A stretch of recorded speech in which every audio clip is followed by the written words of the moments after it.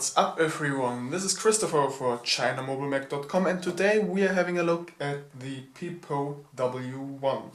This is again a Windows 8.1 tablet PC. Just recently we have tested the Cube iWork 10 and this tablet was really able to amaze us. So let's have a look how the PiPo W1 performs and what we personally think about it. Have fun!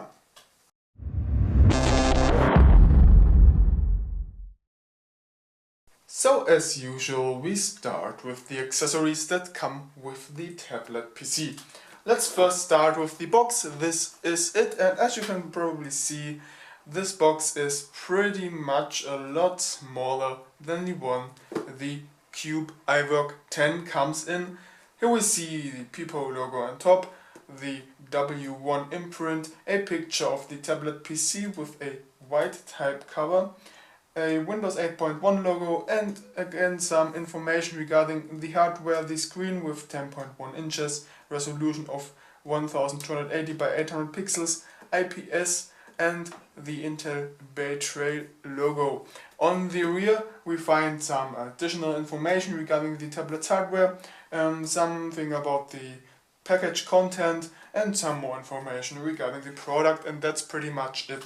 Then we also get another box with the PiPo logo on top, and in this one we find the other accessories of the phone. This is this small warranty card, the OTG cable. The charger, by the way, is compatible with the one of the Cube iWork 10, and something we have to say is that the type cover gives a better impression than the one of the Cube iWork 10, but more about this later.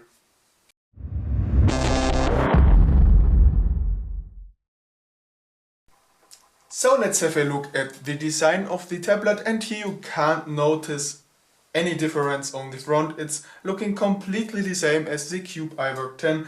Here we have a black frame around the screen, a touch button with the Windows logo on the bottom, and on top a front camera again with a red status LED.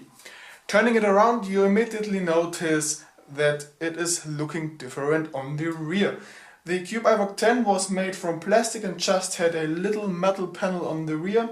And this one, the PiPo W1, is made completely out of metal, so the complete rear and the sides of the tablet are made from metal. Here on the rear we find the stereo speakers, a rear camera inside a little metal frame, a Windows 8.1 logo, the PiPo W1 imprint with CE logo and everything, and here a little licensing sticker from Microsoft.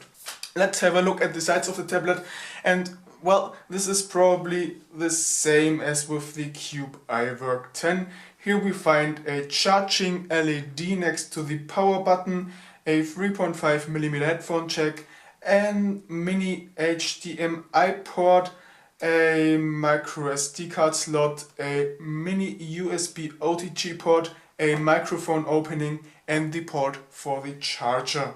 On the bottom we find the same docking connector for the type cover as with the Cube iWork 10, and those even are compatible, so you can use any type cover of both of these tablets with the PiPo W1. On the right side we do find nothing, so this is again the same as with the Cube iWork 10, and on the top we do find a volume rocker to control the system volume, and that's pretty much it. I have to say that I really like how this tablet feels in the hands. The metal makes it feel like it is a bit made from higher quality, and it's feeling nice and cold and solid, but all in all the build quality is pretty much the same, so just the materials are different, and it's not more stable because of the metal, because it's very thin metal, but all in all it looks pretty nice.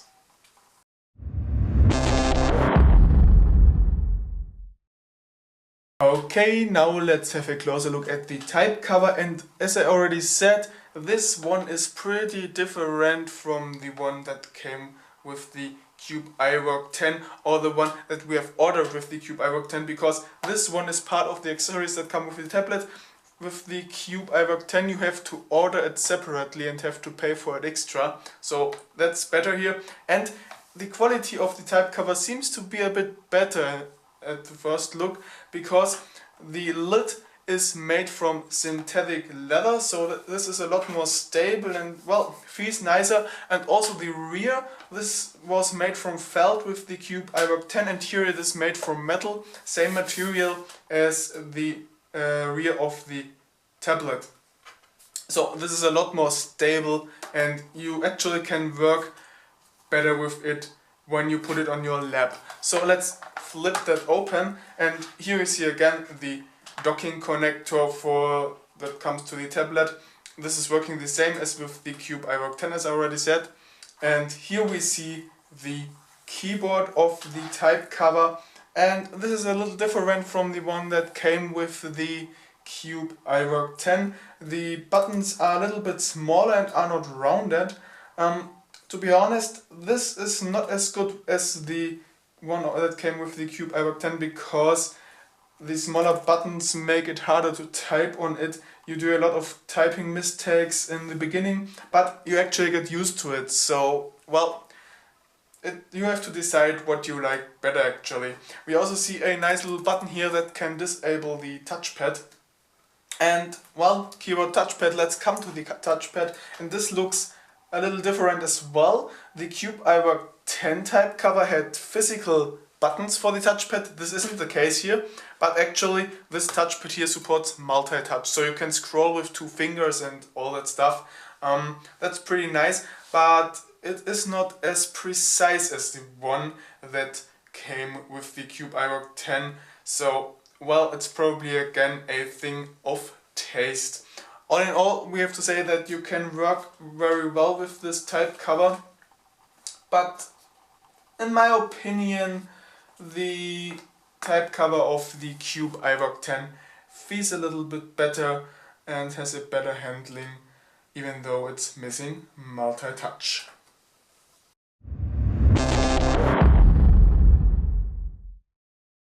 Okay, now let's finally have a closer look at the tablet. Let's fire it up, and yes, it's on already.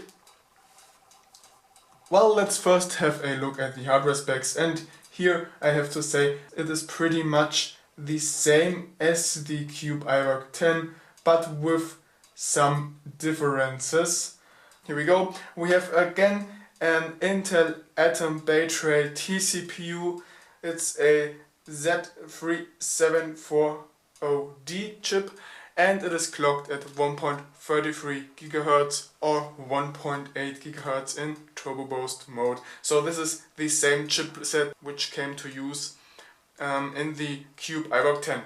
And the RAM is again 2 GB of LPDDR3 RAM, of which again 1.46 GB are usable. And we have an Intel HD graphics GPU inside it. The operating system is Windows 8.1, 32 bits, with pre-installed Office, Home and Student 2013. And it's activated, as you can see. The internal storage is a bit higher when it comes to the PiPo W1. Here we can see that we have 64 GB of internal memory. However, not all of this memory is usable for you. We have 2 partitions on it.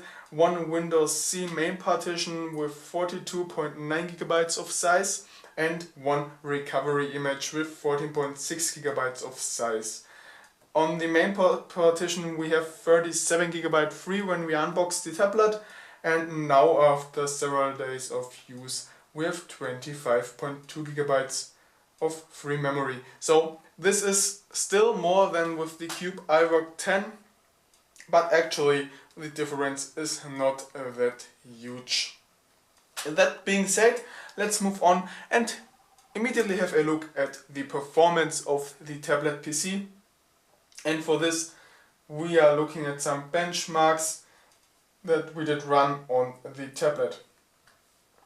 So on the And this is interesting because the PiPo W1 actually did reach higher scores in all benchmarks than the Cube iWork 10. We are not really sure what is causing this, probably the memory which is a little bit faster or some system optimizations, no idea. However, in Geekbench 3 the tablet reached 788 points in the single core benchmark and 2506 points in the multi-core test. So, well, it's pretty high.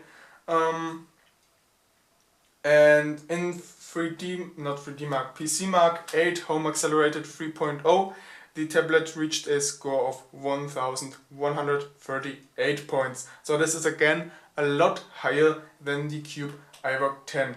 So let me quickly fire up 3D Mark on the tablet to see the benchmark results of this test. And here it did reach in the Ice Storm score maxed out. This was surprising as the Cube iWork 10 was not able to reach maxed out. And in the Ice Storm Extreme test it reached 6,393 points, and in the Ice Storm Unlimited score it reached 10,586 points. So what do these higher score mean? So actually you will only notice it in high performance application. You notice that more complex applications like for example Microsoft Office are opening up a little bit faster, and you notice that the frame rate in games, for example Asphalt 8, is a little bit higher. But in everyday use, for example by browsing the internet or something, you won't notice any difference between the two tablets.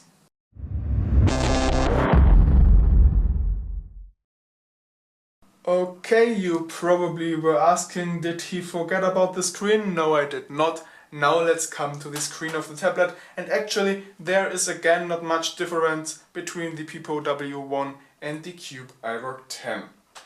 As you can see here, the screen looks really nice with nice colors. It's reacting very good, no difference here. You even can control the classic Windows UI with the touchscreen, this is not a problem. Same as with the Cube iWork 10, and actually these touch panels are the same, but the panel is a slightly more different from the Cube iWork 10.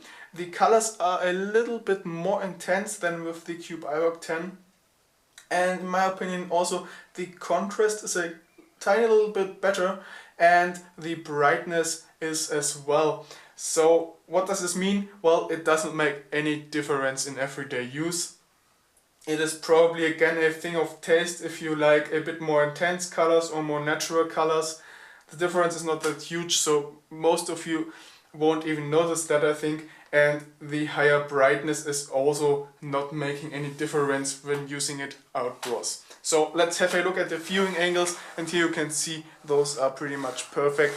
You can see everything from the sides, this is not an issue, and also when you look like this at the screen, there is nothing changing, just the brightness is going down a tiny little bit. So, well, again, a great IPS screen.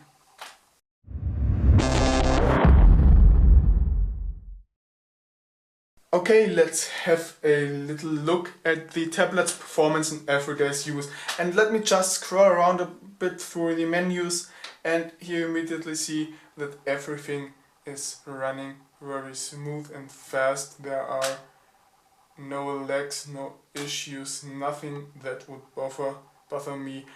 This is just buttery smooth.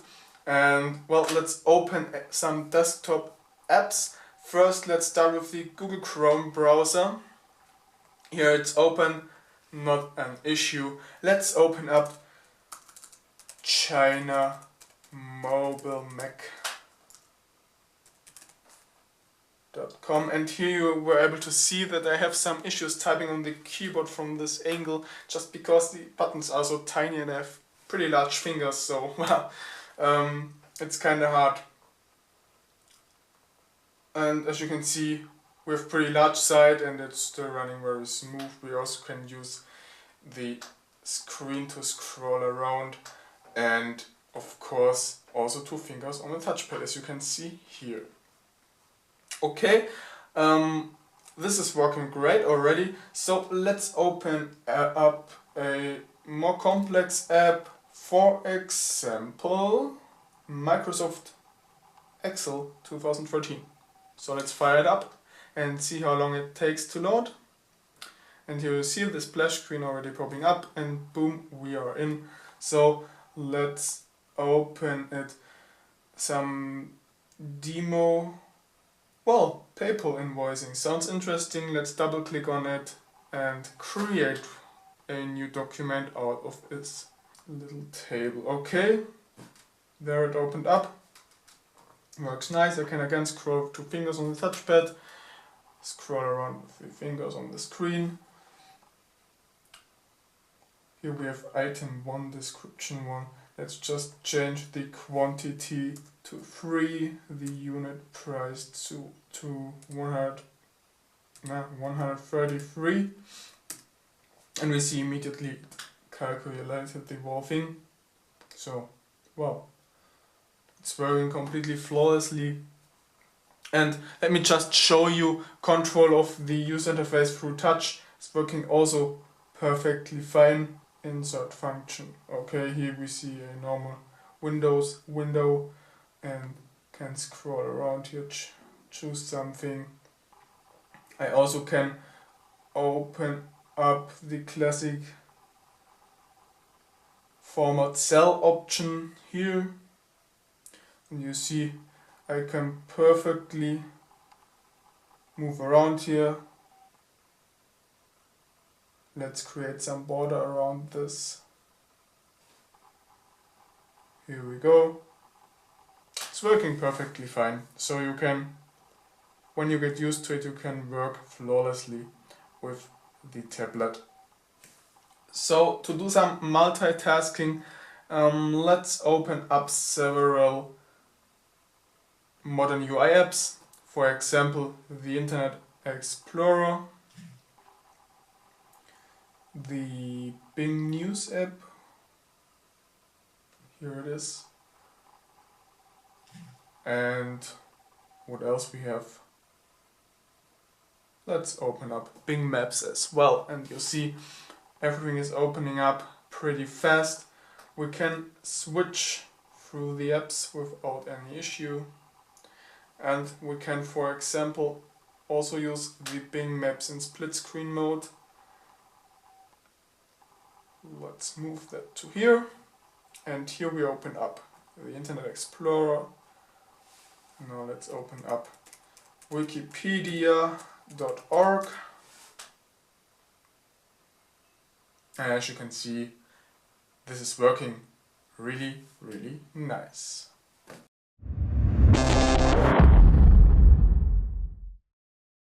Okay, it's time for a multimedia demo, and for this purpose I will open up a YouTube video to show you the audio demo of the internal speakers. And this tablet sounds a little bit better than the Cube iWork 10, to be honest. It's not louder or something, but it has a little bit more bass playback, so this is definitely a plus. This makes music sound better. The audio output through the headphone jack is pretty much the same. You won't notice any difference there.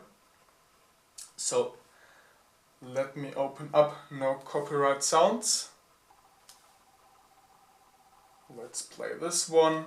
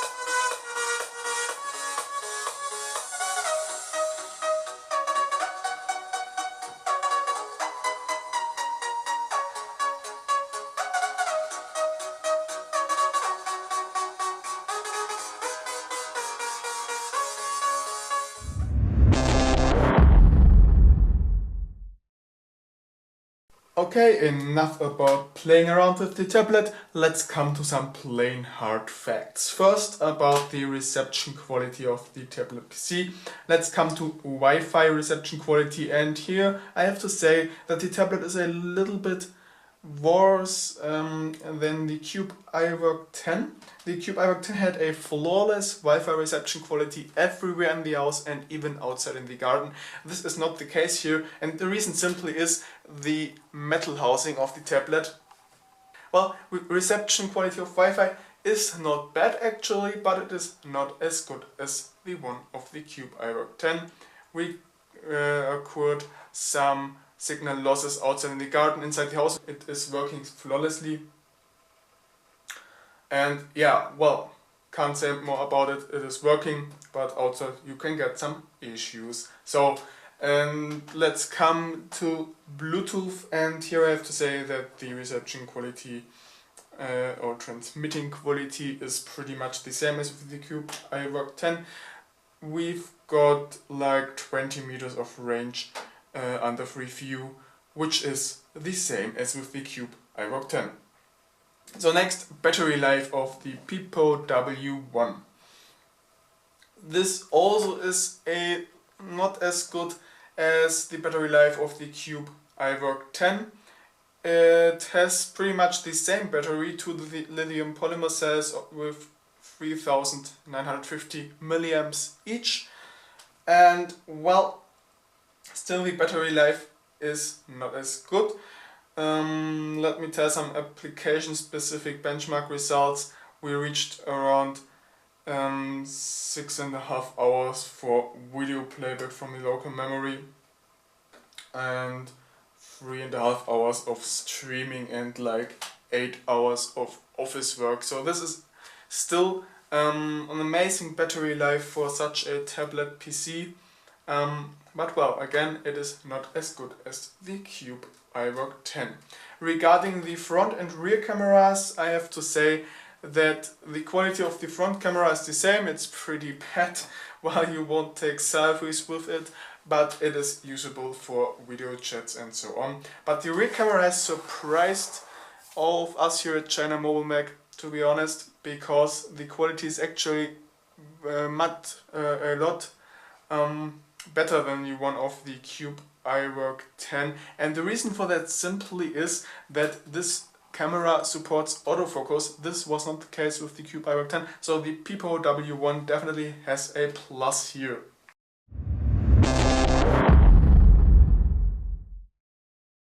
So let's come to the final conclusion about the PiPo W1.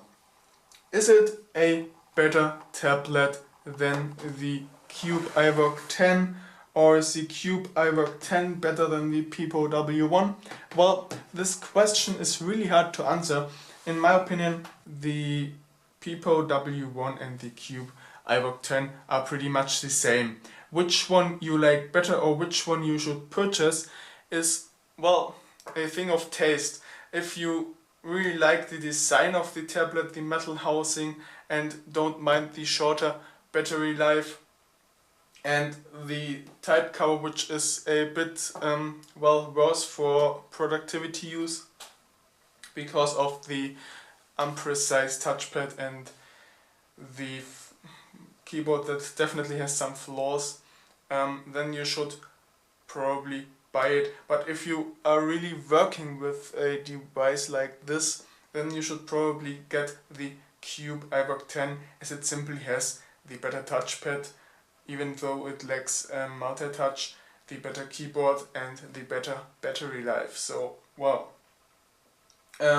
memory, well, this larger memory is actually not that large. So, and again, you can use micro SD cards in both tablets, so this is not an issue if you buy the Cube iWork 10 or the PiPo W1. The difference is not that huge, just a few gigabytes, like 10 gigabytes or so. Well, again, it's a thing of taste. You have to decide which one you want to buy. And the PiPo W1 costs around 280 euros or close to 300 US dollars depending on where you buy it, and includes the type cover and everything you have seen inside this video. So well, that's all for now. I hope that you did enjoy this video. I hope that it was somehow helpful for you. If you did like it, please give us a comment, a thumbs up, and maybe a subscription to our channel. Thanks for watching, bye and see you soon.